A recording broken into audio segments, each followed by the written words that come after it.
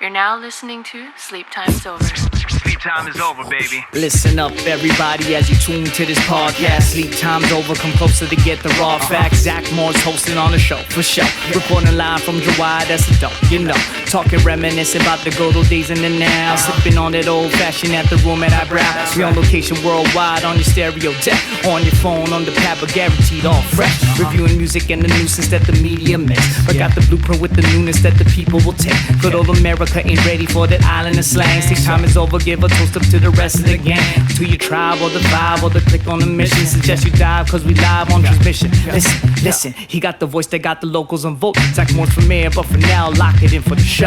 Hey.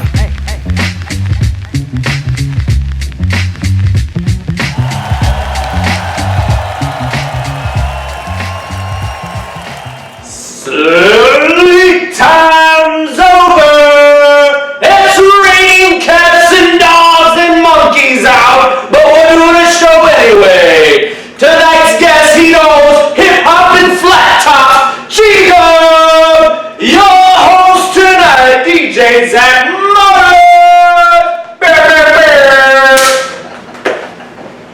There we are, the Lord Florence once again. And it's a bare bones kind of show, Lord. No sky tonight. Yeah. For the people that know, we do this program 3 weeks out of the month. We usually take the last week off just because for sanity. I don't want to slip my wrists. Various situations, tired. Sky has some kind of wind in or something going on. We got a hurricane coming out outside, but we're still doing the show. And how are we feeling about this one tonight, Ben? We good? I'm feeling great, yeah, always. We have to do this show. It's a special one. Yeah. Because this certain gentleman is in town, and he just so happened to be in town this week, so we got to do it. We got to pull the trigger. The wife's on the sound, by the way. Let's just shout out Sakai and Company. Sakai and Company. They swam over here. The switches. And she's playing with the gain, as they call it. There's the equalizer. There's a bass, mid, high. If anybody understands that terminology. But yeah, she's going to be here. We have some fellow, shall we say, colleagues, shall we say, longtime personal friends who have braved the rain and whatever the hell else is going to happen tonight, because it's not looking good out there. But DJ Drama's here. Yep. DJ Freeze is here. We will be next week, right, Freeze? He's going to be here for the 3-year anniversary show. Wow. He's going to be DJing, playing the music. It's going to be a cavalcade, a potpourri of people will be here. We'll talk about that. That's next week already, so we're going to get ready for that. You have a thing before we get started, Ben. You have something this Friday. What's going on? Yeah, this Friday I'm You're speaking. Keynote speaker for Creative Mornings, which is a global collective of creative peoples. And the last Friday of every month, every chapter has one topic that they talk on, and they asked me to be the keynote speaker for June. Okay, and what's the topic? The topic is wonder. Wow. Yeah. I wonder what the topic is, and it's wonder. I wonder how many terrible jokes there will be. How long are you talking for this? It's about a half hour of me running my mouth, and then like another 45 minutes question and answer. 45 minutes question and answer? Yeah. Well, wonder. Do you have anything are you going to just freeform this thing? Anything planned at all? I have nothing planned. I wonder if I'm going to fall flat on my face. Well, don't we all? On my butt. That's fine. That's fine. All right, let's get to it because of the 3-year anniversary next week. Let's take it back into a more intimate form. We just have one guest tonight. We have no other type of segment. We're just going to go and we're going to talk story, as the people say, to a man that I guess one of the most creative, artistic guys that I've known in my life. I have to safely say. Right? Facts. It's straight up. This guy is a creative guy who is in the realm of surfing, skateboarding, music, and now we're going to talk about the new ventures of pomade for all you guys with hair, barbershop for all you guys with hair. It's only fitting that we bring on this man who just happens to be in town, Grant G-Dog Fukuda. Where's he at? Where's he at?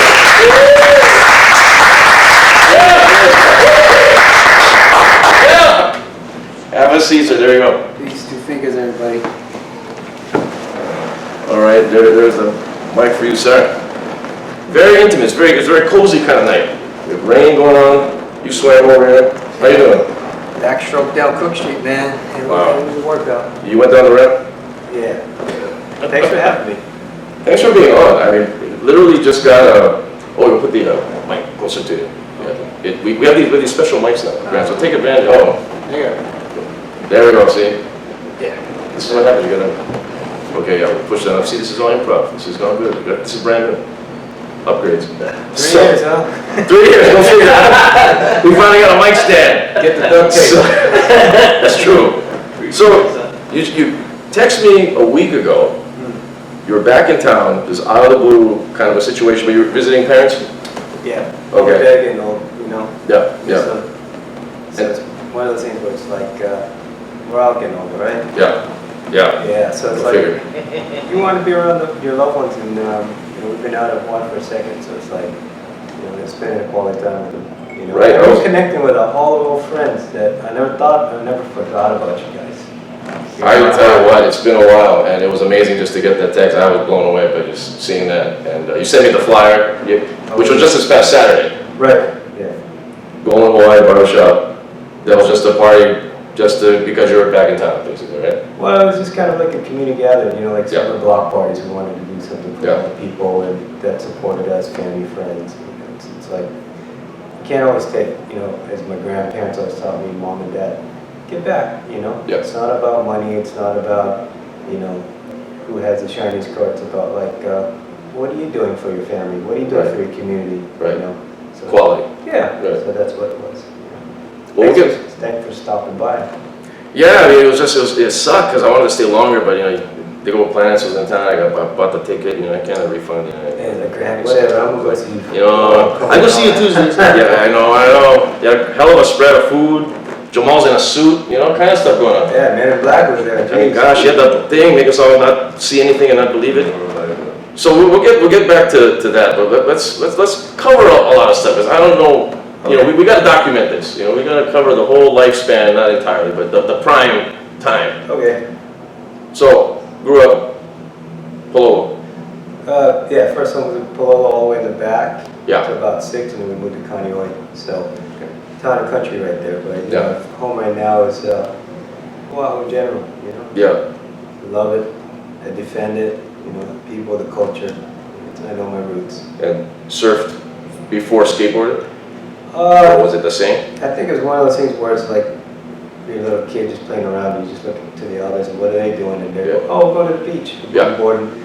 So I got into surfing, skateboarding too. You know, it's just a natural thing, you know, kids do when you're growing up in Hawaii.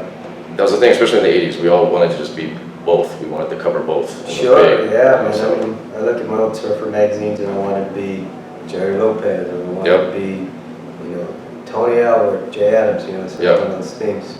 But I think the time thing for all of it was, you know, growing up in Hawaii, you got a lot of that teenage angst, you know, like, you know, I want to rebel, you know, I ain't doing the dishes, Mom, you know, I'm out the back door, you know what I mean? no need. So there comes music, and then there comes the sports, Right. you know what I mean? I couldn't put on a jersey and play football or basketball. I had to go do my own thing, you know. And speaking of Jerry Lopez, so was this in the early 90s you joined the Hui? Who told you that? I don't know. I What's don't know. coming right I now? saw it on Twitter. Was this early 90s or the 80s or when was this? Do you remember? So I was surfing a lot, and the Hui back then was a real coveted, small family thing. You know, and not that many people got in it. You know, you had to know somebody and you had to pay dues. So early 90s I got it when Terry Hui was the president and became Norm Thompson. But yeah, it was before the clothing company. It was just like black shorts, guy sitting in the out and North Shore just protecting. Yeah. We don't need to go further than that, but it's protecting. Well, we all saw North Shore. We all know. You know, you took your stuff. We all know what the movie is about. Grant, come on.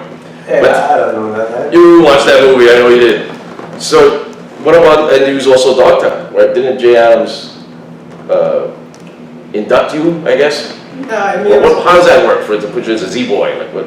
So in the late 80s, you know, we were just skateboarding, just being radical kids, you know, and then skateboarding in a ramp, you know, in my backyard. Bless my parents, they let me build this humongous half pipe. You know what I mean? It would never happen today because people would be lawsuits left and right. You know what I mean? That's a different time. Yeah. So it was a really free form, loving parents, go for it kids. You know, we go to City Mill, steal wood, build ramps. Get the plywood. Yeah, you just kind of take the baby steps, you know, and the next you know, so everybody's coming over. I was just gonna say, that was the ramp featured a lot when you would go to Kaneohe, like for Skate Hard. For the that's the Soy one, video. this ramp. That was the one. That's what it was. That's the ramp. See, there you go. Yeah, so all the pros would come in and we'd travel back to LA, hang out with them, and you know, Dogtown was coveted to me. You know what I mean? It was like there's a nice clean cut Paul Peralta guys and the Vision guys. Right. Dogtown was the heritage Yeah, of the red lights. Yeah.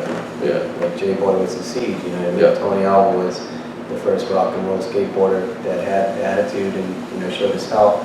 So hanging out with those guys, you know, it was one of those things where I surfed and skated, and that was a style about aggression. And, you know, Jim Red Dog Muir asked me to join Dogtown. I pitched Vision in a second. I said, I can't hang.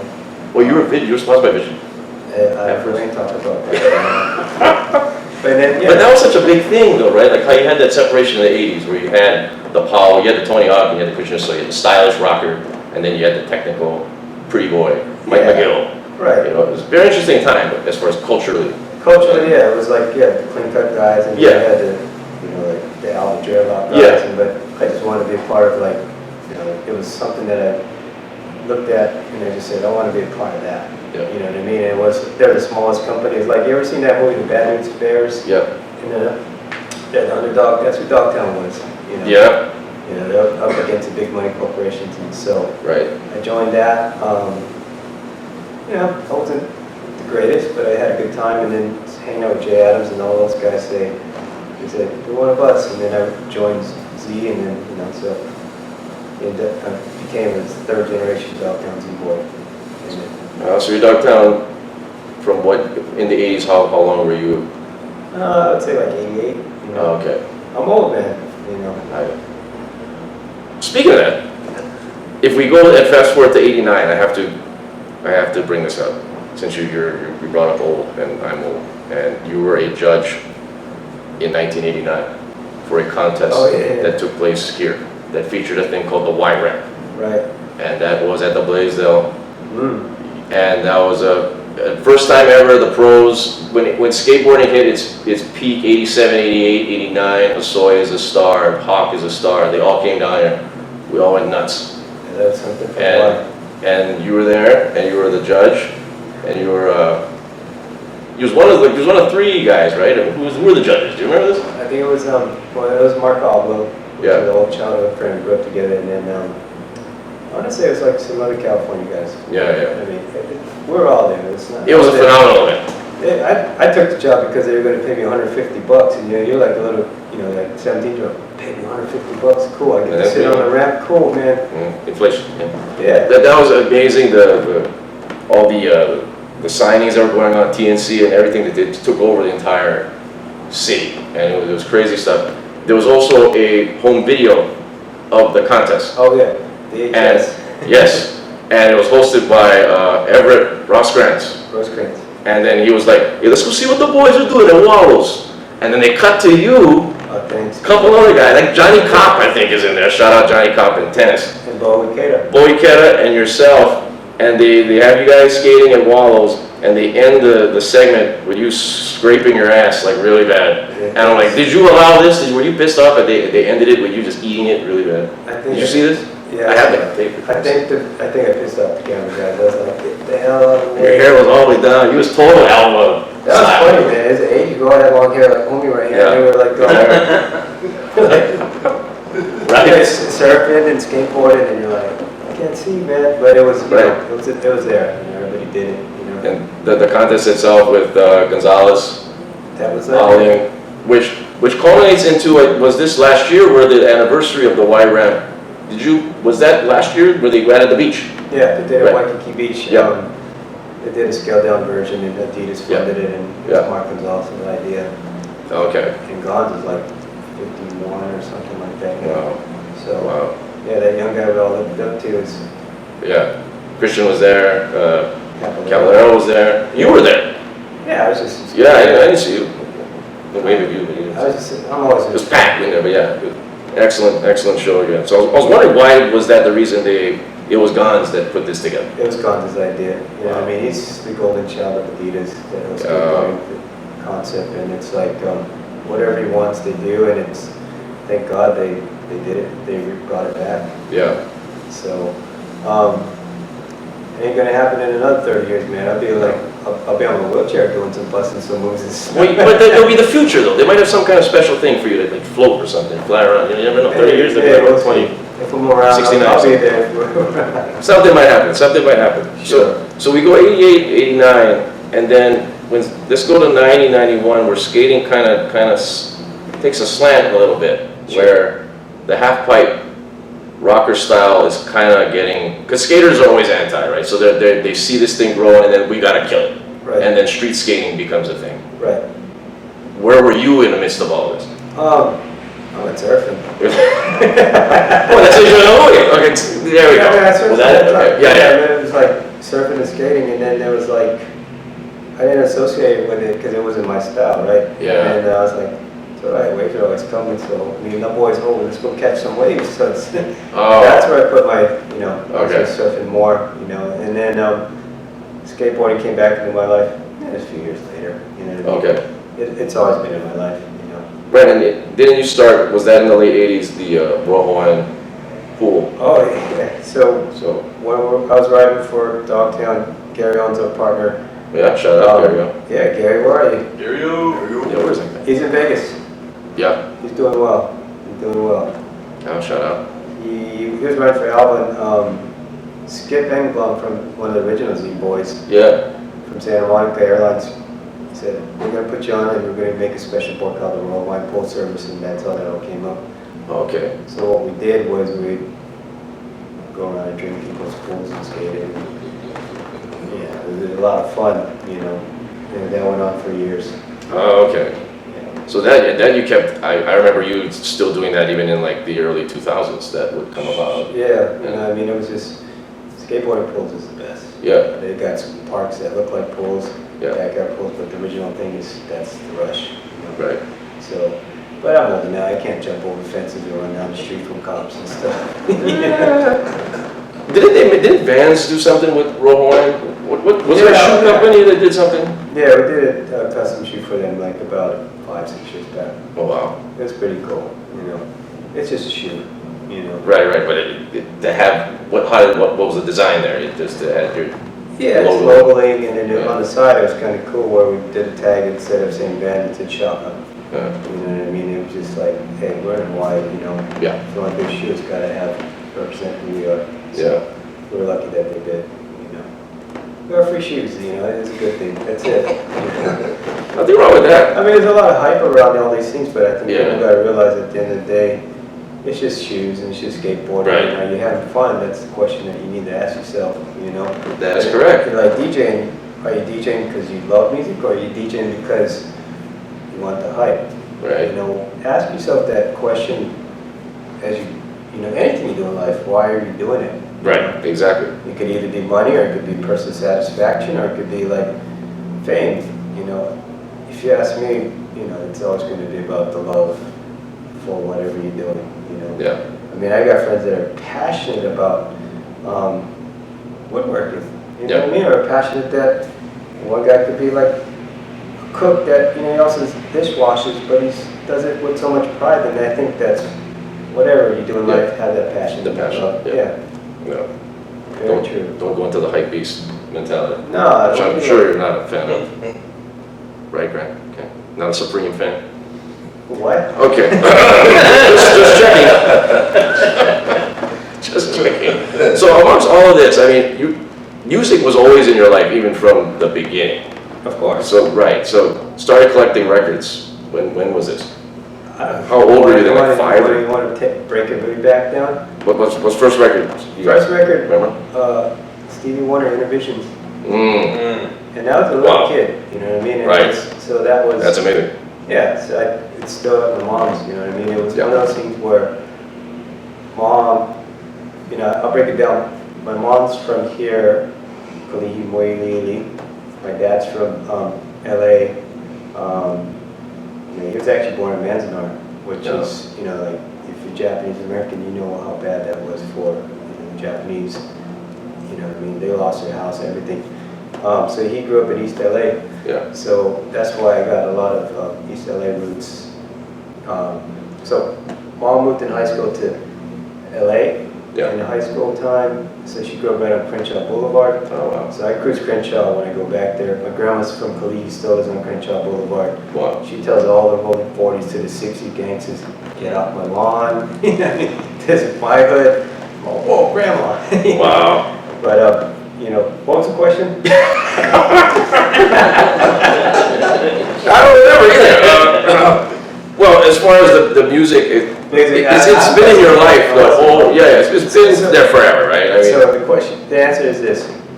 Having parents grow up in LA, moving back to Hawaii, Yeah. experiencing LA, moving back to Hawaii, having me, it enriched them where they were kind of immersed in a lot of soul music. Yeah. You know what I mean? So coming back to Hawaii, I had that since day one. You know, and I'm not making fun of anybody's music. You know what I mean? It's if you love country and you're born in the South, right. good on you. You know what I mean? But for me, it was soul. You know what I mean?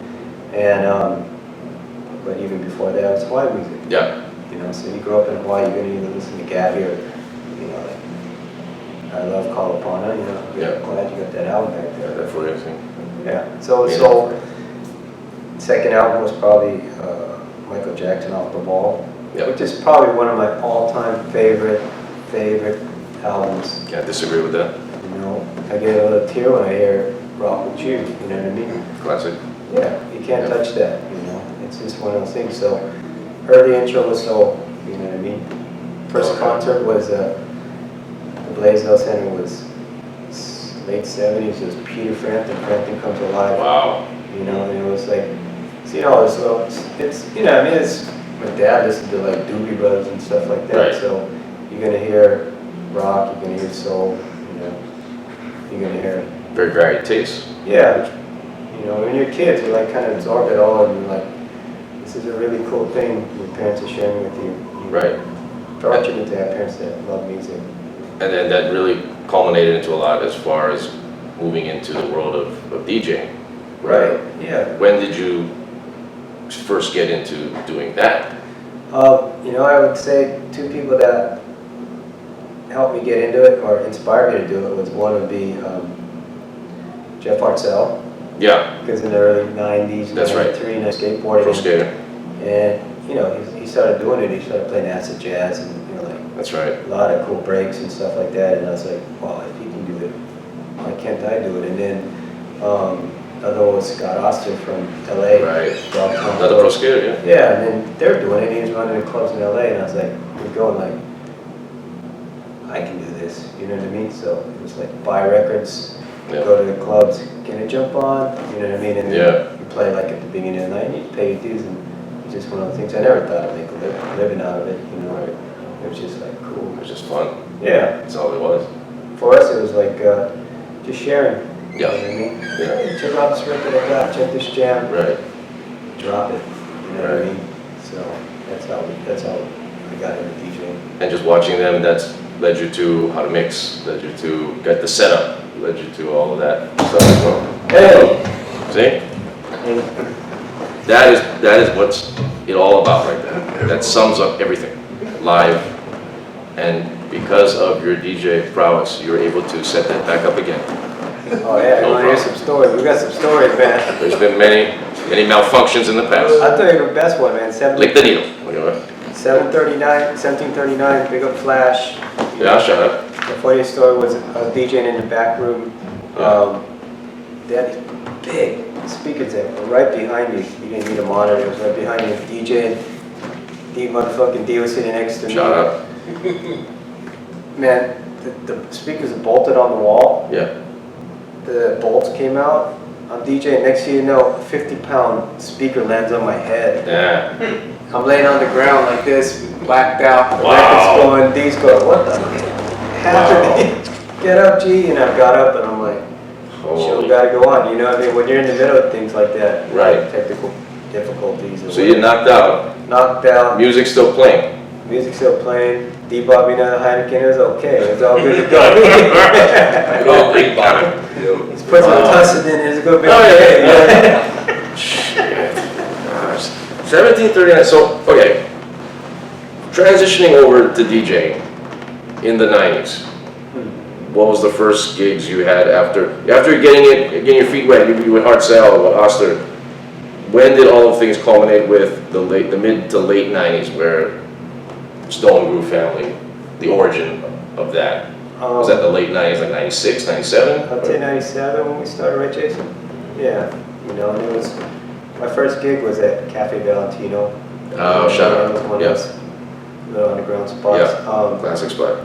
Yeah, we paid our dues, and then, you know, DJ cruise back, there was no really cruise, and it was just, oh, there's Min over there, or there's Asia over there. Yeah. And I love those guys. They paved it way before me, Yeah. and you know, I bowed down to them. 97, it was, you know, music was coming on really hot, clubs and pop starting to pop off, and it was at more venues for us to play. You know what I mean? Before it was like, oh, that place over in, you know, a little small part of town, and it wasn't time for us to say, hey, let's get together, let's just make a movement, you know. And I was never good, you know what I mean? But I got inspired by people like Drama. Yeah, you know what I mean? My Samoan friend, Junior Alma. No, but I mean, it's watching Drama play inspired me so much. But I'll give you the biggest shout out. What's Up Zero? Jerry Wilkins. Yeah, where's he at? I don't know, he's shy. He's like down the street. Yeah. But I love Can't walk in the rain. Oh, yeah. No, it is. So was that the influences really? What, like you met them? When did you guys all meet? When did you meet Drama to start off? You know, it was kind of before 1739, so I'd Okay. say like 96. It could have been that we met right around then. Yeah, like so. Yeah, Okay. it was just, there wasn't that many DJs. Way before Sonata, all of that, Right. you know. You had to dig deep, you had to make calls to the Right. East Coast, the West Coast. Got this 12-inch, you know what I mean? Yeah, not everyone had the same records, you know. No, and then, you know, there's only a handful of shops, Kevin at the Beat, or you go to Yeah. Jellies, or you see Norm, you know. Right. It was really hard to get vinyl back then, but that was, so we started doing our thing, playing together. I got inspired watching these guys. In my mind, the best DJs, you know. Oh yeah. And the selection, but also the skill of knowing how to run the crowd. Yeah. That's what those guys did, and I was like, you know, I was just a fan, and I wanted to work with these great guys. So that's how they said, hey, let's work together. Okay. You know? And then Gary was also DJing as well during this whole thing. I wasn't DJing that well, but it was always Hey. around. No, yeah.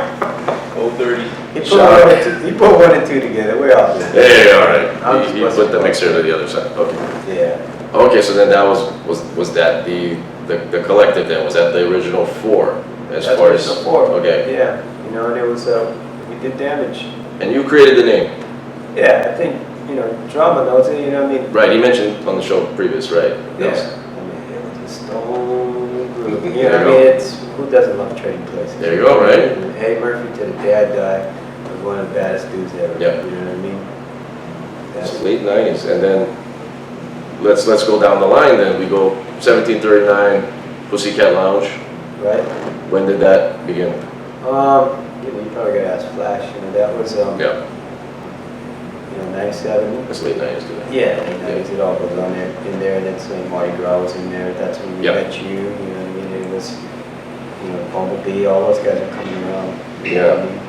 So, you know, and Jamal was there, and, you know, telling everybody to come together, and it was a really special time, you know what I mean? It was Late 90s. very interesting and special, unique, all the adjectives. Right. It was you a know? close-knit group of guys. Everybody knew each other. You know Yeah. what I mean? It's not like us against you. It's like, oh, we're all in this together. Yeah, You got that night, we'll come to your club, you come to our club, you know, and we're sharing it. Oh, where'd you get that record? Wow, cool. Yeah. I got extra, here you go. So that's why I say it was a special time. I'm glad we all got to share it right. and live through that, you know. Everybody had their own unique way as Yeah. well. It was like skating in the past, where you had Yeah, different you styles. had your own style. Because everyone didn't have the same records. We all didn't have the same MP3s. So Right. Drama would have his style because of the records he had, and that's what he had and we didn't have. Right. And then you would have your soul that none of us would have because we didn't collect those. So that everybody had complete. different. You know what I mean? Right. You Very got unique. that, I got this, let's do it. You Yeah. know? And I think the late 90s was also a really interesting time in the music world. It's like, it was, Puffy came up and he changed Yes. the game. Love or hate him, but he changed the game. You Yes. know what I mean? So, respects to him in his own right, It changed a lot of Yeah. what was going on. Right, Craig Mack's album hit and then Biggie's album hit. Those are great albums, man. Right. We can talk about music all day if Right. you want, but it was like, so we're in the clubs and then actually really club music started to hit. Right. So then it made it easier for us, But, we all have our own personal favorites, of music and, of hip hop. And it's like, the cool thing was like, Drum would be busting some Bay Area jams. Right. You know what I mean? And it was like that was unique to him because he lived there, you know what I mean? Yep. You know what I mean? And Jerry every now and then would bust some nice and smooth, take it back, you know what I Right. mean? And he'd be playing electromagnetic MCs, etc. You know what I mean? It was God. But it was very odd and unique, and where I learned from you guys of the whole, you don't need to play a hip hop song after hip hop song after hip hop song if you just play the mood and you play just the essence of the overall sound, where you can play an R&B song in between, you can play a soul song in between, right. you can play an instrumental in between of acid jazz along with a rap song, Right. and you just put in a culminating story. Right. And that's what I learned in that period. Right. Because we were all kind of checking out of hip hop in the late 90s because of Puffy, like you said. Right. Because everything changed. Craig Mack and the boom bap style changed. So we needed some different outlet, and that's where you guys provided, was a unique way of chopping things around. Yeah, I think it was just, the sound was just getting too plain. Right. And it was like, why we drop soul jams in the middle of packed dance floors, showing our history, our heritage of how Right. we know music. Right, it's a little education. Yeah, we know these jams, we grew up with these jams, it's not like, I just found it, somebody hit me to it. And it's all, hipping the crowd to it, but also, if you look at a crowd, and let's say the club's hot for 4 hours, you can't keep them on level 10 the whole time, or else people be sweating, passing out, so you gotta smooth it down. And you gotta have a slow dance with the ladies too, you know what I mean? So, You gotta play for women. yeah, you That's can't the be formula. House of Pain jumping around for Oh, 4 hours. That'd be fun. But that culminates again to, I guess, I don't know if this was the peak, but a place called Brew Moon. Oh yeah. Where, you may have heard of it. It was there that, I'll never forget the first time going there was, Delv calls me up, Okay. and he's like, gotta do my impersonation again. Oh, you're like go Brew Moon with me. I'm like, what is that? Well, my friends go play there, you DJ there, they make their own beer. I'm like, okay. So we went down, and he was like, oh, let's go to the dark side of the moon. I'm like, okay. And we went on, and then I see you DJing, and I knew who you were already because I remember you from skateboarding. So then I was like, what? Cool. So I see that, and then it was basically just me and him at the bar, and it was you just starting this. I think this was maybe week 2 or something, and not many people were there, but the way we were there for well over 2 hours, and I was just listening to what you were doing. And that's where I first picked up what I mentioned of how you would play the hip hop song, play the R&B song, play the James Brown, go back and forth, groove theory, and then go back into tribe. It's just that telling a story and educating the crowd at the same time, but not being too, uppity with it. You're still having fun. Yeah. And I credit you to that, because that changed my life as far as just putting music. Wow. I'm serious. I'll never forget it. And the thing that even blew me away and changed it further was the very next week, you asked Delv to open. He couldn't do it, so he asked me to open instead. Right. And then I showed up, and you let me play the first hour Wow. after week 4. So, And that changed my life. so here's the thing, man. I don't like to take credit for all that. We all did our work, and we all made it great. You know what I mean? It's not me. It's us. You know what I mean? So, Right. So you're a big part of it too. Well, I guess Cam was. I thank you very much because it was a life game changer of Well, how I saw the DJ scene and how I saw controlling a crowd and playing for the females, like you said, that whole situation. It was. Right. No, I mean, and we just wanted to do something that was different. You know, what I mean, if Yeah. everybody's It going was. left, we want to go right. That's Right. Stone Groove 101 right there. You know what I mean? And you know, it was one of those things where, you know, I loved Sade. You know what I mean? And I loved, you know, bands like Brand New Heavies or you know, like the old jams Yeah. like Kenny Burke or you know, just playing those jams that we felt that needed to have some sunlight on them. You know what I mean? Right. It was like, you know, you go to New York, you know, and I've seen some really good acts out there that DJs are still playing that, but you come out to Hawaii, nobody was even touching it. You're Right. like, why are you playing that, man? You know, you play that in the elevator. Come on, man. Right. But it was just mind blowing how you would play a Kenny Burke or you play like Dennis Edwards. Don't look any further. Yeah, there you you play go. Sade in there again. It was just amazing how you put that together, and it became obviously a major thing, and on a Sunday of all days. Well, it was Sunday because, you know, Friday night, Saturday was the hot nights, and they were Right. like, oh, let's get, you know, let's just fill the slot. And it worked. It worked out, you know. It worked out big time, man. It was. If anybody out there remembering listening, Blue Moon Sunday night, to have a party on a Sunday night, be massively packed as we're Yeah. playing Kenny Burke. People called in sick on Monday, that's a fact. Right.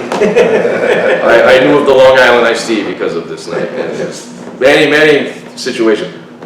We used to do you would have New Year's Eve parties there as well. If you remember, there was a New Year's Eve where you'd open up the other room, because it was Right. pretty much a big area, but you used the front, and you would have the back, and then you'd have Jedi back there, shout out, Yeah. and you'd have him playing, you basically let him play whatever. And it was just even more fun. Yeah. And it was a great time. I think, you know, it was a time when Neo Soul was really strong, and it worked. You Yeah. know what I mean? And The timing was right. people were really looking for that chill lounge kind of vibe, you know what I mean? Maxwell was hitting, D'Angelo was Yeah. huge, Joe Scott was coming up, you know, Roots was really banging with, you know, they had that really, you know, original style. Speaking of Roots, I saw Questlove DJ in Brooklyn Yeah. not too long ago, and man, Quest turned it out. Still got it. Just breaks after breaks, you know, like this Marquis style, just playing the 45s, and then he'd go back on the Serato, and he was scratching Earth, Wind, and Fire back and forth, and, you know, he could play whatever he wanted, Yeah. and he said, I ain't playing to the crowd, I'm playing because I'm Quest, not Right. in a, you know, like a bragging way, but it's like, oh, I'm gonna educate you, let's take a journey He's together. showing his personality.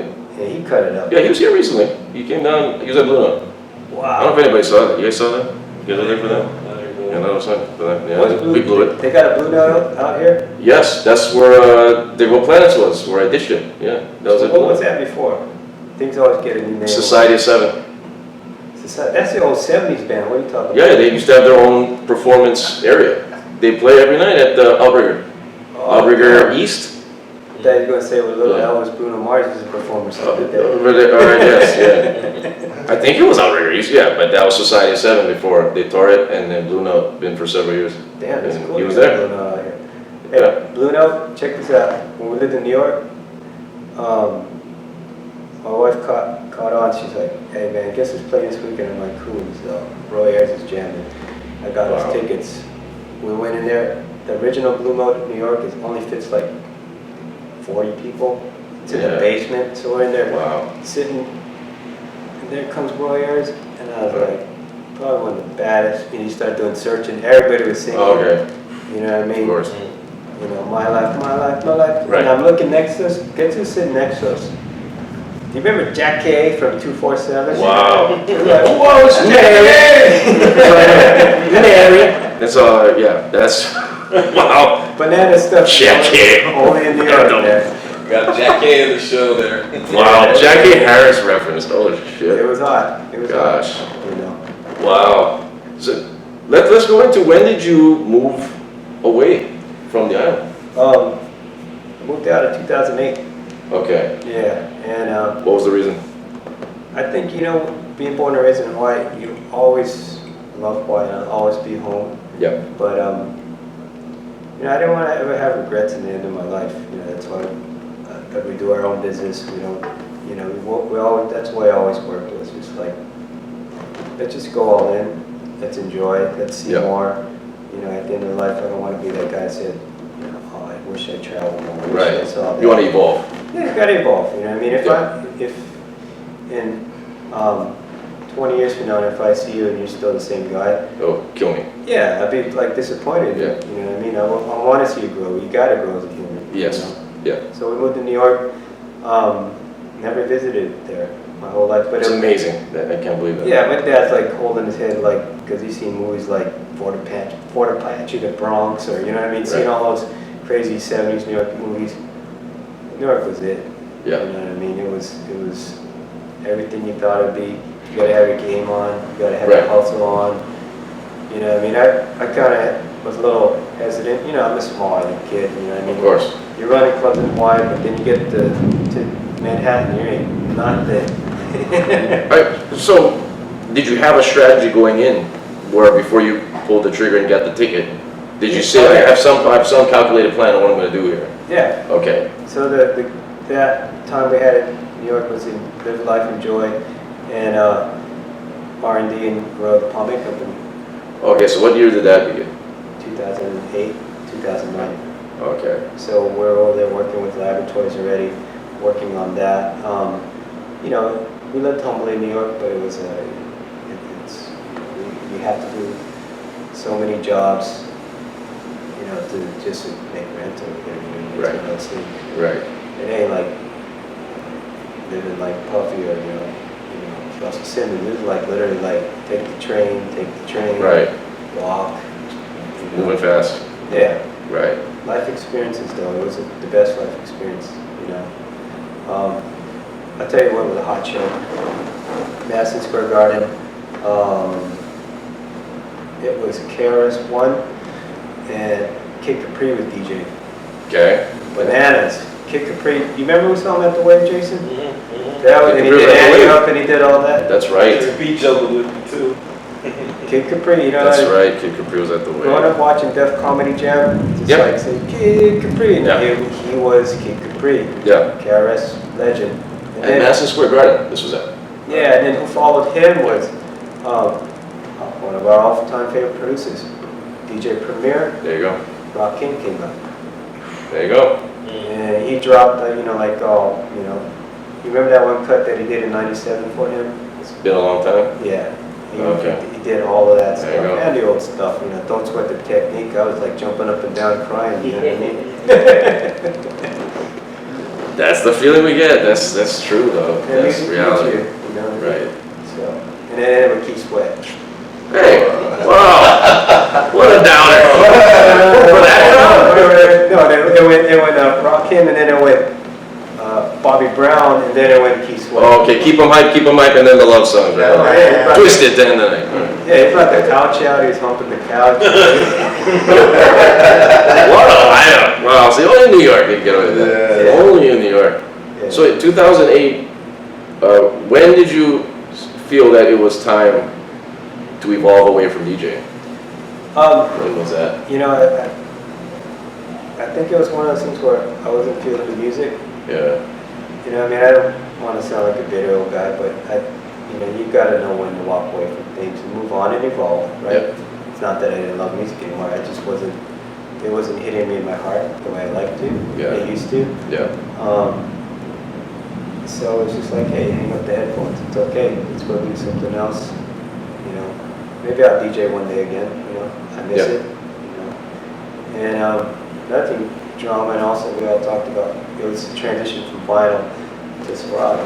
Right. That was that era right there, and it was like to be a DJ back then was not only like you had skills and you know how to mix, but it was also like you had to have that dedication and devotion to finding those records. Yeah. You know what I mean? That's your arsenal. That's what you brought to the clubs. That's what it was like. Oh, I'm gonna do this and blow away the crowd. You know, and make Right. the people move. You know? Right. So that's what it was. And then Serato came on, and it was just like Yeah. everybody became. Everybody got the same song. You know, and we talked about this, Jason. It's like Jazzy Jeff was a big part of Serato, and he even said it, right, Jerome? He said, I think everybody who, Serato's a great thing, it makes it a lot easier, you don't got to carry the crates, but I firmly believe that if you're a DJ, you should at least have like something like 8,000 records in your collection before you're even worthy of it. And I believe that. Right. You know what I mean? So it's like, you know, Agreed. I went from these many people to like, you know, Everybody. yeah, junior high kids like saying, I'm a Yeah, DJ, just pushing I'm in the buttons. club, I'm only 15, you know what I mean? Right. Like, get out of here, you know? I was gonna think that that was part of the reason, and yeah, that affirmed that is when that came into the picture. Yeah, I'm kind of like, I like the true essence of things, you know, Right. which was nothing like vinyl. You drop that needle, you know, all DJs or record lovers will attest the warmth of vinyl. Yeah. It has a warmth of depth. Even those little imperfections, the lint, you get the little scratches, Right. it comes alive. MP3 is, I mean, I'm grateful you can It is walk what around it with is. 10,000 songs in your Right. hand, but it's a little hollow, you know, it doesn't have Right. that 3D dimension I feel. No, as much as we, bitch and complain about carrying crates and records, it was those crates that we had to be, what record are we taking with us tonight? Right, And will it work, will it not? Who knows who's gonna be there, but we need to bring it. right. And speaking of scratches, I remember where you always play the, you were known for the Sade with the top billing. Oh, yeah. Sade, Kiss of Life, Yeah, you with can't the have top it. billing. You can't have it. And, yeah, sorry. But it had a, I think, or was it that song, or was it the Maxwell 12-inch for Ascension, where it had a scratch on it?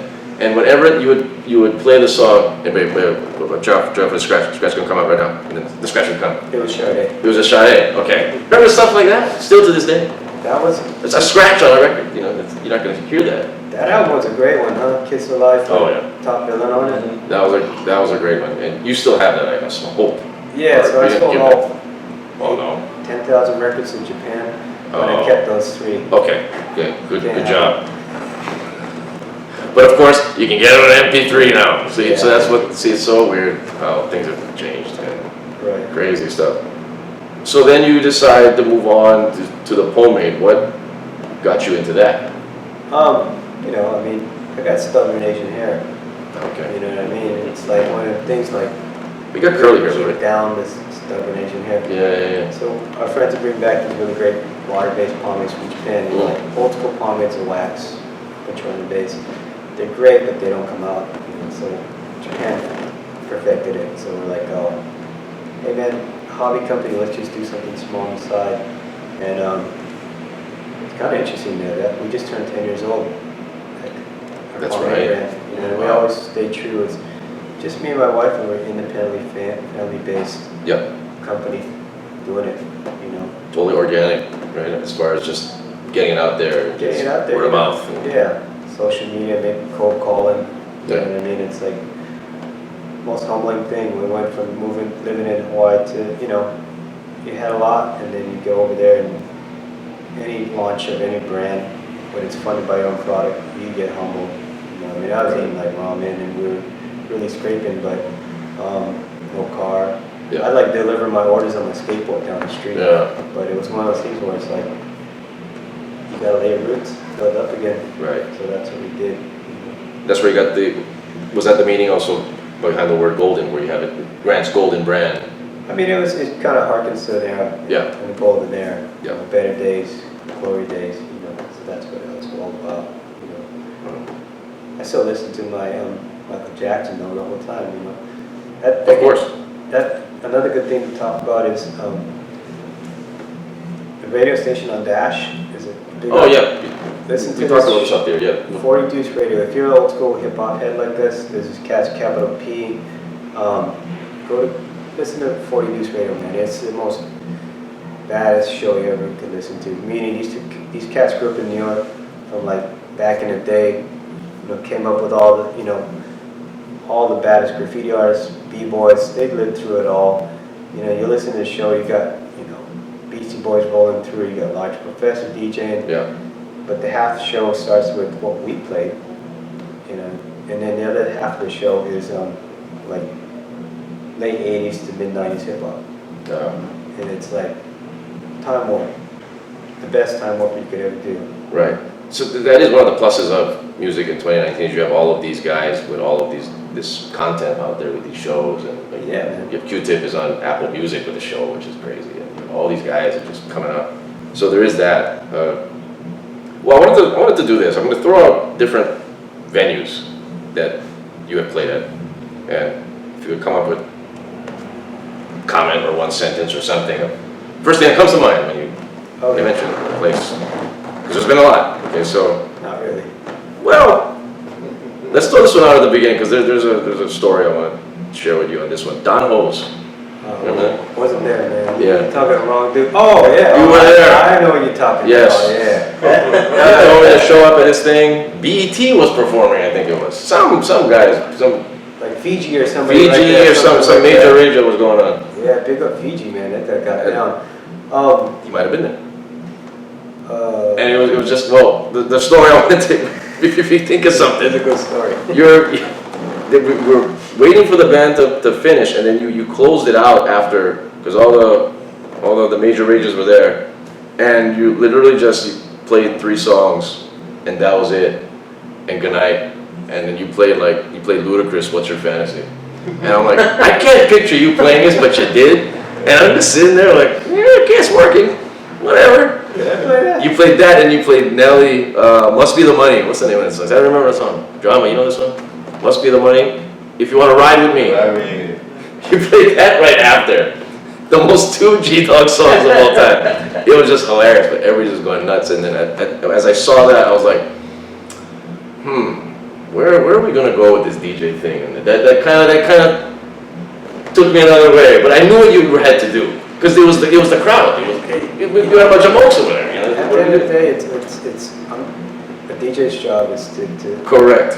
make sure everybody's happy. Yes. You know what I mean? And you know, that's being an artist or you're a professional DJ. Right. I'm getting paid to make people Correct. happy. Yes. That's why I brought that. Where you know what you need to do in that said situation because of business, because of just Right. to get Personally, yourself out. those aren't my favorite songs or No, I can't artists, picture but you know what I mean? I had to do what I had to do. Right. On Don Ho, do you want to know the funniest story about Don Ho? Here we go. This is it. People are bumping against the DJ. I'm trying not to skip the records. I'm just down to trying to do my thing, and I started playing Sister Nancy Bam Bam Yeah. because it is an all local crowd, and Yeah, that's right. like Sister Nancy's like Hawaiian. You know what I mean? Yeah. That song. Very true. You can play that song after Israel Kamaka Video Yeah. song, and it works. But Yeah. so I'm playing that, and I'm like trying my best just to keep the turntable steady. This guy comes right up over me like, brah, what's this song? And I'm like, yeah, hang on, uncle. Brah, right now, bro. What is this? I'm like, what? I'm trying to, oh, it's Don Ho. Hey, Don. Wow. Oh, the done. He's all, I like this one. I'm like, okay, cool, yeah. Sorry, Don. Rest in peace, brother. Wow. Do you remember? Okay. Do you remember Blue Moon when Cuba Gooding was in? Oh, yeah. Remember that? Oh, yeah, that's a good point. That was a very bizarre. You probably know more about this, but I was opening, and I was just playing the opening hour, and then this guy comes up to me and he goes, "Hey, you can play some Cisco? Can play that Cisco?" I'm like, I didn't even want to look at him. I was like, I'm too tired for this shit. And then he keeps saying Cisco. I look up and it's Cuba Gooding Jr. staring me right in the face. And I'm like, oh man, I don't have that. Sorry. I didn't have Serato back then, so I didn't have it. And, oh man, Cisco, oh man! And then he just started running around Remember that? the floor. Yeah. Like he had been on cocaine or something. I think so. He was running madly around, and then he picked up a girl, and he's picking up the girl. I don't know where you were at on this. Maybe you were just in the back smiling or something, but you do it. He did that, and you saw him there, right? Did anything else transpire after that? Because I was already mind blown. Yeah, I tell you. So I played it, and he said the same thing. And I was like, no, man, show me the money first. Ah, you know what I mean? Well played, see? Well played. He's like, oh, dude, and he just walked away. I'm like, Right. I ain't got it, man. Sorry. Right. That was the Broom one. Okay, let's go with the W Hotel. Okay. What went down over there? You can sum that up. You know, we actually did the first party there, the very first party. And it was W Hotel. It's called David Paul's restaurant before us. You know, it was a fundraiser we did. rest in peace. Oh, Yeah, Como Low. yeah, Como Low, rest in peace, yes. We handled it for a long time, yeah. That was a Friday night Friday party. night, yep. Right. Was that the one where we were not allowed to play hip hop music? In the beginning, right. Right. There was like no rapping going on. No rap. Yes, I remember that. So that was hard, I don't know, I didn't know what to do. And now with Eric Benet or something. You know? Yeah, it was. I remember that rule you told me. Like, you let me close out then when just make sure, man. Just don't play no rap music, man. Oh, okay. With my like one crayon, I'm like, oh, Eric Benet it is. Yeah, it was, I mean, it's like they had to keep up their image, right? Yes, that was that thing. It was that image. Man. Right. It was a bunch of bullshit. Yeah, Right. And then, well, Shipley's, yeah, Manoa. yeah, it was kind of like a extension of UH Manoa. Right. Which, a lot of holidays, which means you gotta play Jane's Addiction. Yeah. That was the first time I heard you play Jane's Addiction. Hey man, I left that to Gary, okay? Yes, it was Gary, I'm sorry. Okay. That was an interesting one. How long did Shipley's go for? 3-4 years. That was, yeah. You know? Wow. What was your favorite spot to ever play at? I so many, what I mean? Yeah. Like one of them, like fondly great memories of Cafe Mardi Gras with Jason and Jerry, Gary, when we were all just kind of working together, and it was like 20 people in the crowd, but we did what we had to do, you know what I mean? It was still fun. Yeah, and then so many of them, but I think one image I have in my head is this: if all true DJs will feel the sentiment, and if doesn't matter if you got 100 people, 1,000 people, or 10 people in the crowd, and I had these few moments that I'll take with me to the grave is you look out in the crowd and you'll see that one cat in the corner, and you're playing a jam that they're not even dancing, they're not even at the bar drinking and talking to people, but they're closing their eyes and just bobbing and actually feeling the music. Yeah. That was those best moments, you know what I mean? I can't say what club, what year it was, but I do remember those moments where it was like, that's true, yeah.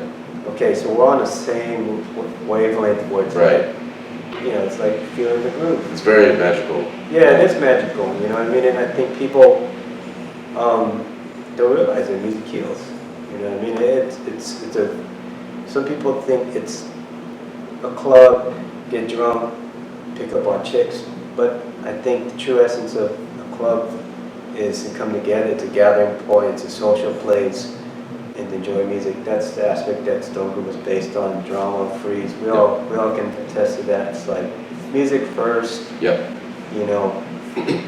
Shy guys like you would show up, sit in the corner. Do this. Yeah. And then you're hosting the show, man. You came out of your shell. Go figure, huh? But see, this is what I'm saying. See, you're evolving. See, we're evolving. Right. We got to do it. Right. We need to do it. Fit guy Sakai in There you control, go. man. Go figure, huh? Wait a minute. Instagram. Okay. Yeah, your 12-year-old brother wants his shirt back too. Busting out of it. Italians for the win. Okay, so. Quick was. Thanks, man. Craziest thing you've ever seen. This might be too low of a question, but the craziest thing you've seen while DJing, while you're actually playing records. Craziest thing you saw. That's a hard one. I could say. Yeah, there's a lot, right? Yeah. Anything that pops in your head, like. Can't be talking about someone on the camera either. Free internet. I'll say a funny one that happened. I wasn't DJing, but I was watching somebody DJ and shit got real funny. It was Sub's birthday. We kept buying him tequila shots. I love it already. Keep it going. What is it? So my nickname was the Smooth Operator. It was, Mama's boy. And then next thing you know, Jerry got wasted. It was still like 10:30 at night. We just started. Next thing you know, clothes start flying over to DJ. What the hell is going on with DJs? Jerry's DJing in the boxes. We're like, holy crap. Anyway, AKA the Butt Naked Bandit was born that night. Why isn't he here? Where was this at? Was this at home? 1739. 1739. Okay, that sounds like a 1739. So that was the funniest thing. I was DJing, but being the. Oh, that's entertainment. You slept in the back of your El Camino that night. Wow. Jerry is coming on this show at the end of July, so Guess what we're talking about?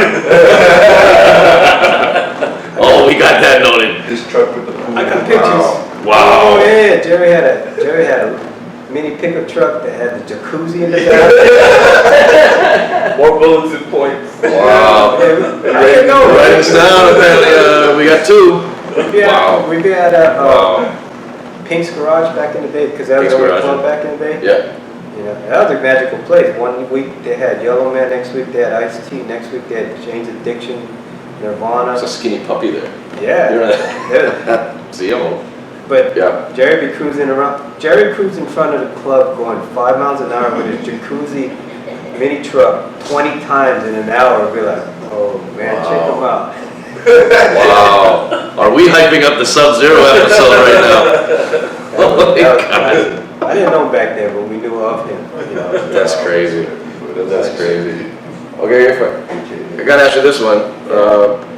What would be your Mount Rushmore of non-Stone Groove family DJs Oh, in Hawaii? I guess we'll Oh, keep in it. Hawaii. We'll keep it a little bit more pinpoint. that's hard, man. You know what I mean? I loved everybody for what they did. You know what I mean? I loved KSM for his house. You know, he got it Yeah. done. I love Daniel J for his house. Yeah. You know what I mean? And you know, we're all DJs, so we all love. You can appreciate what somebody does. You know what I mean? If it ain't Yeah. scratching and blending and controlling the crowd, you know. So that's house right there. Hip hop. You know what I mean? It's hard. You know what I mean? I give it to guys. people like Asia. You know. Yeah, shout out Asia. Yeah, and Montreal Colon, you know, Yeah, Static. was, he Yep. put a lot of people on Yep. Radio Free Hawaii, and that was groundbreaking too right there. Yep. You know what I mean? That's a whole other conversation. Hip hop's like, it's everywhere right now, but back then it was like, kind of like tucked in its own little corner, you know what I mean? If you weren't in New Yeah. York or LA, it was just, we ain't gonna play that on the radio, we ain't gonna play that song. Right. You know, we just play like, whatever. Will Smith's jams all night, you know what I mean? That's Right. unfortunate. But they went against the grain. That was the thing. Right. I forgot to mention John Donis. Oh yeah, wow, forgot all Remember about that? Yeah, Little that deal. that was fun. That was something. That was a unique. We were playing on that big rack mixer that we have to do like that. I mean, it wasn't even on the ground. Remember? I don't even know how you got that, but it was a big thing. This was your That was event. a thing, man. And then we brought Slant, That's right? right. Yeah. Shout out. And then That was one of the bougie Awesome. parties. You know what I mean? that was. It's one of those things where I hate to say it, but we kind of helped build one of the bougie party platform where it's all right. You know what I mean? You got a lot of privileged white people hanging out in the club asking for Lot of- songs, but you know. A lot of cocaine, but yeah, it was a learning experience as well, because that's where we got a lot of requests for 80s. We would do a lot of 80s music there, Right. and you would ask me like, is there somebody else we can bring in to play like the new wave in the 80s? And I was like, well, I might as well bring in Curtis because he's got all that shit. Yeah, So- he got down like that. right.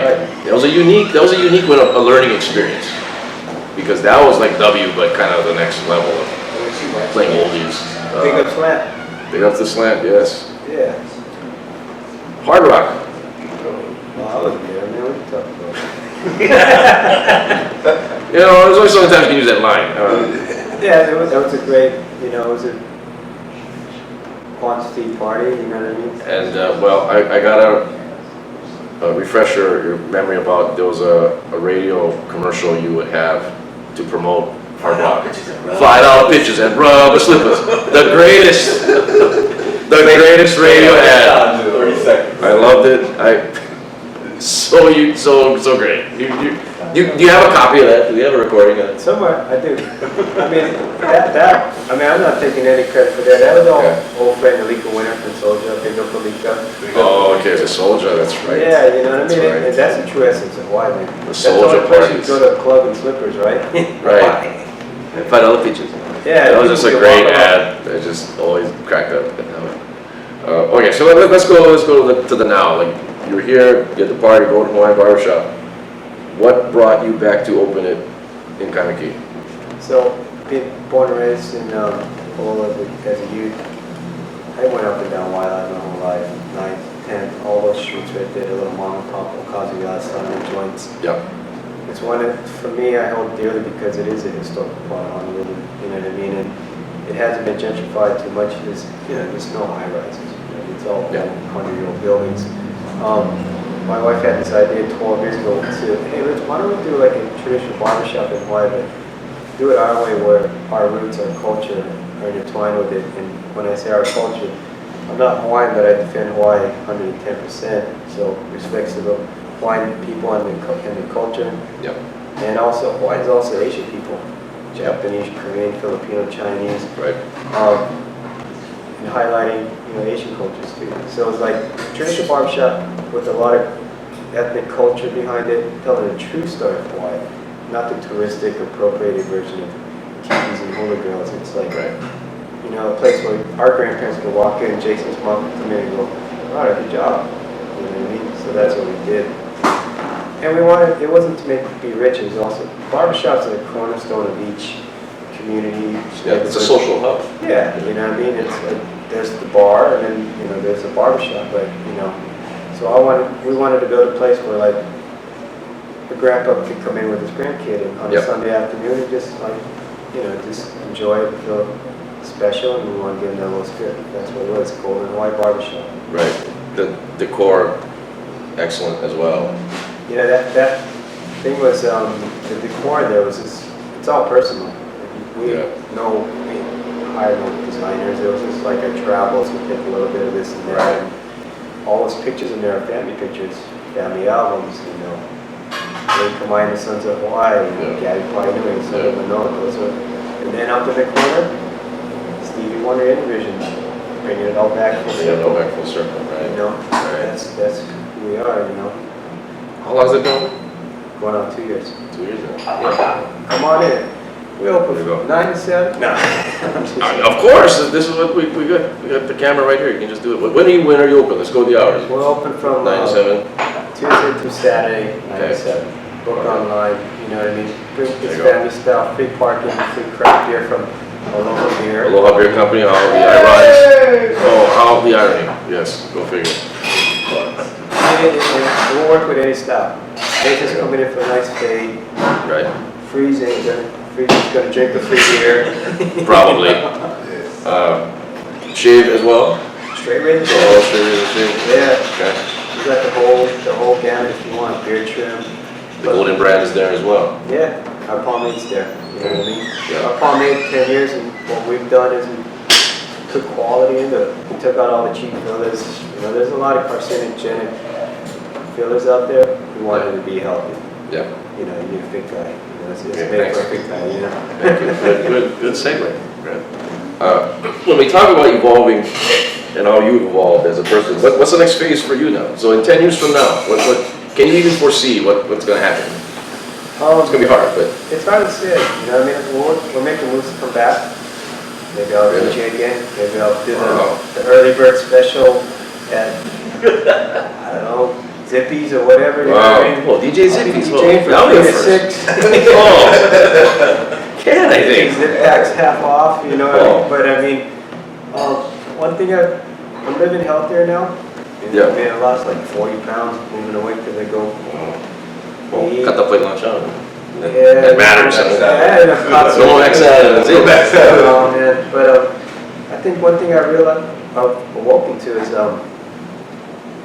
me and my wife talk about it, a lot of things that I think as local residents, we see the evolving dynamics of Hawaii. And one thing we will always be strong advocates is local people. Yeah. And when I talk on that is, it breaks my heart to see a lot of local people have to move out of Hawaii. Right. And you see these big conglomerates, the Kaka'ako right there. I don't know no local people living in the $1 million mansions. We're near something here right now, yeah, exactly. Right? You know what I mean? And it's other things that we're involved with now is like being more aware of social justice. Me and my wife, we talk about it. If we feel about it, like Michael Brown, Tamira Rice, Right. Castile, you know what I mean? And one of the ones that hits my heart, it's our household with artists is Eric Garner. Right. So we want to talk about the real. It's not about, the real is looking out for your fellow human being. The Yeah. real is hey, you know what, that ain't right. The realists, let's stand up for this. So to tie it back in further, Hawaii, it's changing. Let's look out for the Hawaii people first, not for the rich outsiders coming in and trying to push out the local people. If you guys ever watch, my wife brings this up in Boys in the Hood, there's a part where Lawrence Fishburne says, he calls her Cute Goody, and his buddy, and they said, son, if you look around what's happening to our neighborhood right here, the outside rich people are coming in, they're trying to drive out all of the black people. But the black people community is to invest into their own community, own the businesses, own their own homes, so that we won't be pushed out. So that's in the sentiment to the people of Hawaii. It comes full circle there. We're 100% proponents of, hey, Hawaii people, you're born and raised here, don't get pushed out. Do it, resist, stand your ground, own your own businesses. Yeah, you know what I mean? So your kids don't have to move away. You know what I mean? So those are the things that I think I foresee in the next 10 years. You know what I mean? I ain't going to be running for mayor or nothing like that, but you got my senior council. Exactly, right? No, but I mean, it's things like that that, you know, you've always... No, you're exactly right. Yeah. Things you want to stand up for. It's just putting local first. It's supporting local even further. Right. You know, you can say it, but you just gotta really put it out there further. Right. Exactly right. So people, some, you know, local sentiment is, well, what can I do, right? I think things you can do immediately is just vote with your dollar. You know what I mean? I'm gonna go to that mom and pop shop. They cost $1 more, but I'm gonna go support them because they're part of the community. They're an important part of the community. I'm not gonna go to that, you know, mainland corporate chain store, even though it's a little cheaper, you know what I mean? So we all can play a part. We all can help shape the future of Hawaii. You know what I mean? You know, I think things I talk about and I harken back to is like the best part of the time in Hawaii was the 70s. You know what I mean? And I was a little kid, but I mean, it's like the music was on point. Gabby Palinui. There's a Hawaiian Renaissance that's happening. Olamana, Kalapana. The Hokulea was... That was the golden age of Hawaii. Yeah, so there can be another time, the second coming, you know? Stand up. Things come in circles. Yeah, so I look forward to that. I hope it happens, you know? We would love to have you come back. Yeah, I'll be playing my Gabby albums when I DJ, you know what I mean? That's what we need. Okay. Zippies. The DJ Premier remix. DJ Premier remix. Hilave or something like that, you know? Wow. $3 Zippies and rum, what's that? That could be a thing. Make it happen. Right? Hey, well, let me ask you a question. Here we go. Yes, I love it. So, there's just two old friends talking, and then I'm going to ask you guys over there too. Oh, get ready. So, no, it's just, I always do this. So let me start with you. What's your 3 favorite hip-hop albums? Doesn't have to be 1, 2, 3, it can just be like spit it out. Well, without trying to make it a delayed answer, okay, so I go Illmatic, Nas. That'll always be like the one that's gonna pop into my head right off the bat. Sure. Hard to Earn, Gangstar. You stole it from Something. I'm just trying to go quickly through it, and then shoot. I'll throw out a swerve. I'll go EPMD Business as Usual. Album nobody really talks about, but it was their best. I agree. They're just throwing that out there. Yeah, that was There you go. Drama? What do you got? The Diary, Scarface. Wow. Scarface was the most underrated guys of all time. Quarterback, Too Short. Yeah. Quarterback Too Short. And Outkast first album. Oh, that's a good one. There you go. First Outkast album was Oh man. Freeze, let's Those go. are all fine answers. I guess I really like The Roots. I always thought that was... Philadelphia Family? Which one? Oh, the second album? Yeah. I always played that one. I like that. Okay. I don't know about hip hop. I mean, I always like Aaliyah's album, the one right before she passed. No. Oh, the one before. I just like that. The Rock the Boat one? Try again. The red one. Okay. The red one. What was the name of that? Drama, you would know this. Just because, I don't know, when it came out, I guess it hit me hard or something, right? Timberland produced the whole. Yeah, Right. That was good. And you know, I really like Missy Elliott, bro. I don't know, I ain't gonna go hip hoppy on you Which one, Miss Elliott? Has to be Superfly. Yeah, Super Duper Fly. Okay. That was Like, the first Miss Elliott. Rain and all that stuff. That was a unique one. Yeah. I don't know. I like those. The sound. So So that's like how Timbaland almost. I guess I like Timbaland. Hey. What were yours? Grant, Yeah, you're three. I like Midnight Marauders. Yes. Um, Yes. 5 mics. You know, I always loved De La, like maybe the first album. Yes. You know, De La Soul's Dead, those are good ones, you know. Yep. But, you know, I was always about music with a message, so, you know, Takes a Nation of Millions, so we back. Oh, when yeah. that came out, you Yeah. know, and the Hank Shockley and those guys, man, those guys Yeah, Bomb blew Squad. it up, you know what I Yeah. mean? And it was like, you know, they had a lot of content that needed to be said back in the Right. day about like, hey, wake up, you know, Right. don't believe the hype, you know what I mean? Right. That's a lot what's missing with the hip hop music now. If whatever hip hop is in 2019 is where the message, Right. where we could be and tell our parents, you know, what are you listening to this for? Well, no, mom, they're talking about something. They're Let's talking talk about a message. music about today. I mean, Yeah. I try to listen to it. Yeah. You know, I mean, kids, you know, I ain't making fun of kids, but it's like, you know, I mean, you had to have skills back in the day. You had to have flow, you had to rhyme, you had to make your stuff. A lot has like, changed. you know, you had to use your mind. It was like guys got marbles in their mouth, mumbling and stuff. Right. I mean, I didn't even know what you guys saying, you know? It's amazing. No, it's amazing how it's evolved. To Right. mumbling. Yeah. You know Go what I mean? figure. Favorite hip hop songs? Just Favorite hip hop songs Songs. off the bat? Jay with the Damage, I Come Clean. Because it just sounded so weird at the time with just using water dropping. Right. Scenario, Tribe Called Quest. As far as like a posse cut with a bunch of guys rapping and same thing. Oh, Grant, you're doing good with these questions. it's just What's the third? But you know, you gotta get us to think here. What is a good third one? Wow. I would have to go with, here's a swerve. De La Soul, I Am, I Be. You remember that one? yeah. From the, with the same album, Break It Down. Yeah. That one. Yeah.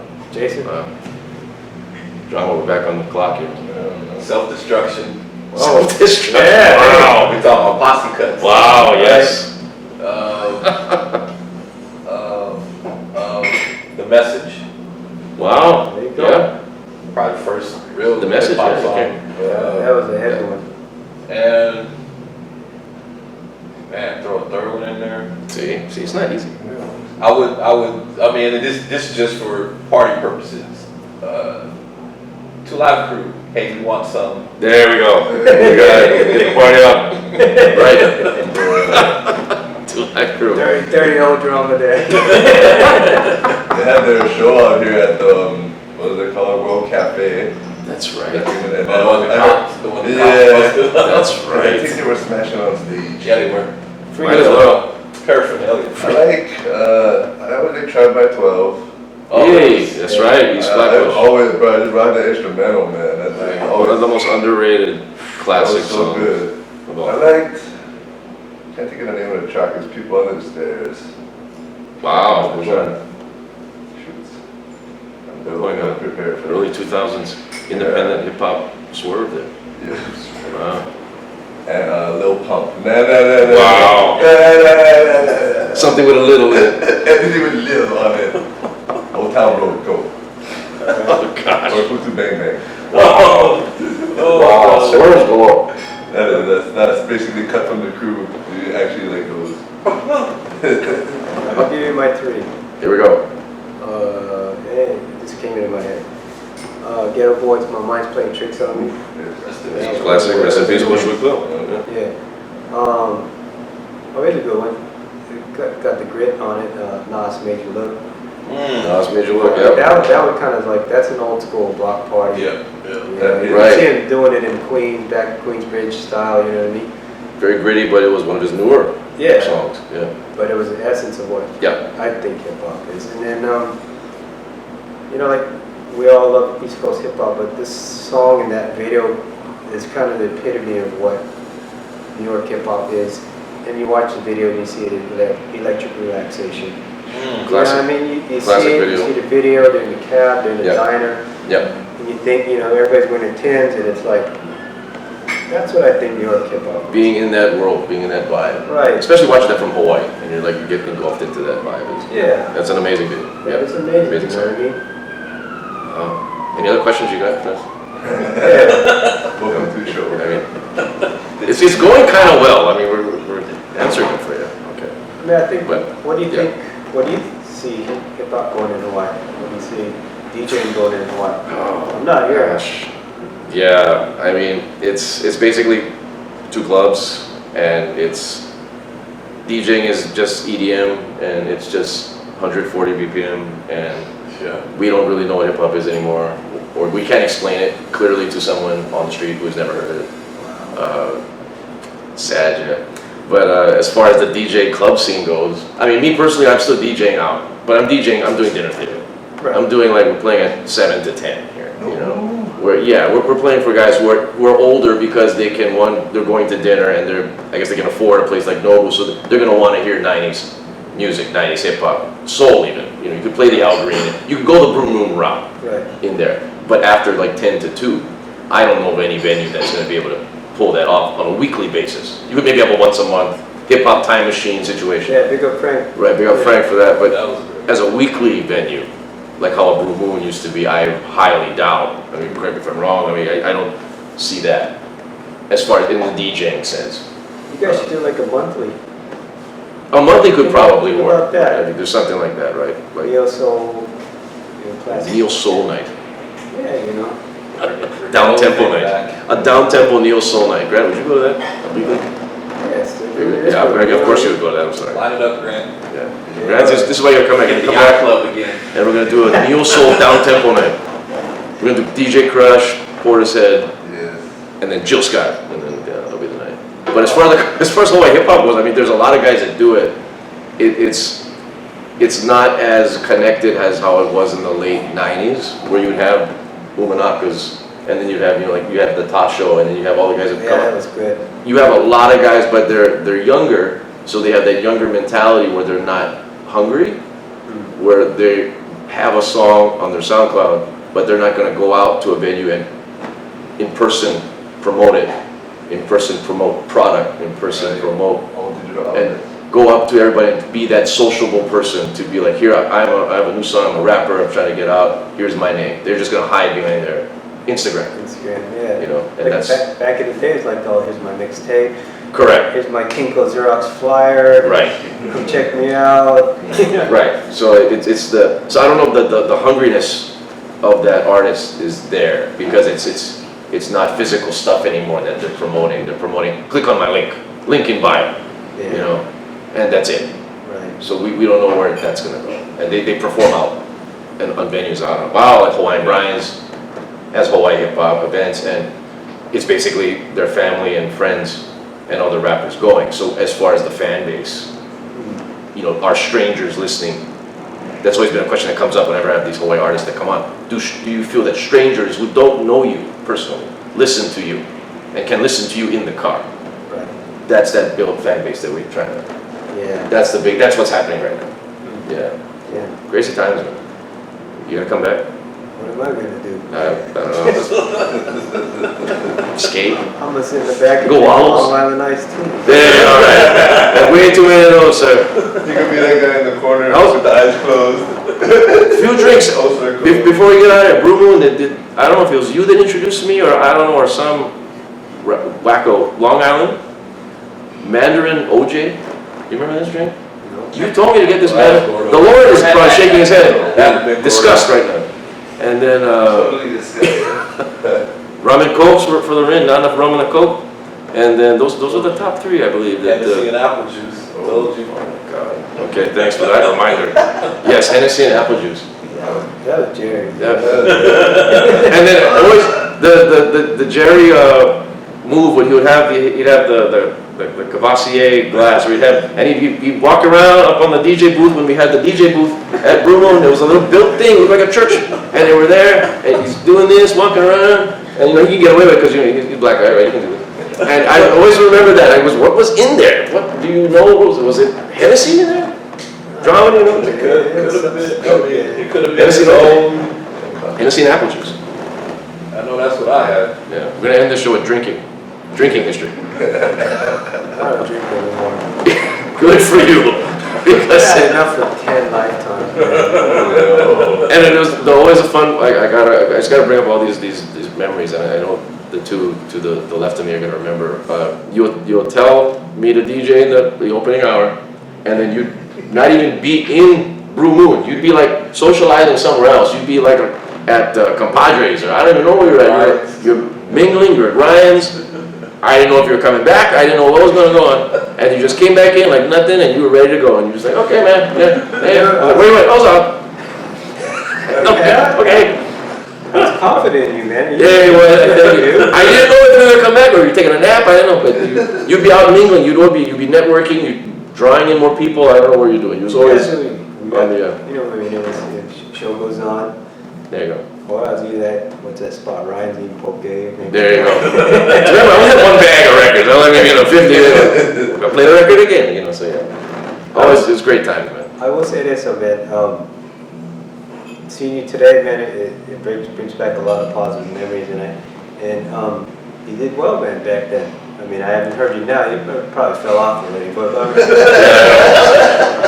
I will say this. You don't need to hear. Hey, you held it down, and all respects to Zach Morris. Right? Thank you, sir. Thank you very much. Respects to you, man, and look what you're doing. We're trying here with this thing. Perpetuating what, the story of growing up in Hawaii was all about, in the club scene, and, people that were, Yeah. We're not that special. We're just kids that did our thing. Yeah. Skateboard into playing records, you know what I mean? Yeah. Nobody's famous. We're just just having fun. Passionate. Yeah.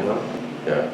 And thanks for letting me sit down and share and talk a story, you know what I mean? No, this is excellent. This is excellent amongst the hurricane that's going on outside. Right. Which we had like a bare bones crew. Nobody showed up tonight for this one. The Lord is like hanging in there. So yes, but we had to do the show. We just had to because you're in town. Thanks for having me. The show goes on. The show goes on, and we didn't know when you was gonna be in town again, so we had to do it. We had to do this emergency show, the emergency G-Dog show. And thanks for having me. I tell you what, man, thank you. I would say this, to end it on this. Closing words. People of Hawaii, believe in yourself. Hawaii is a very special place. It's a time for you to stand up, Marianito. Look at that, you know what I mean? It's you can do it. Doesn't matter if we're in the middle of the Pacific. Play your jams, you know what I mean? Get out there, make your mark, create your own scene. We did it. You can do it. You know what I mean? Self-promote. I'm not saying for the ego, but self-promote so that you can create a community. If you're a chef, you're a bartender, you know what I mean?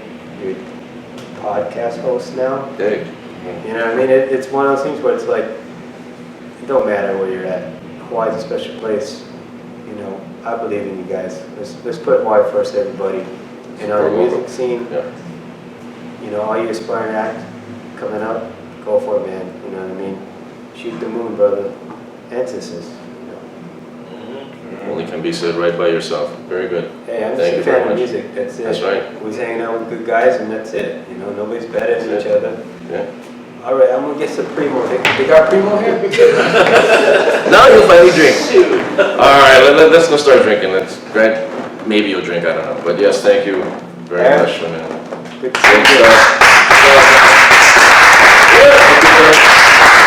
Emergency show. We got to get out of here before we get the power shut down. So Sleep Time's Over special. Don't forget the 3-year anniversary is next week. I tell you, too bad you can't stick around. Can delay your flight or no? No. You gotta get the hell out of here. I got YouTube. Okay, get it.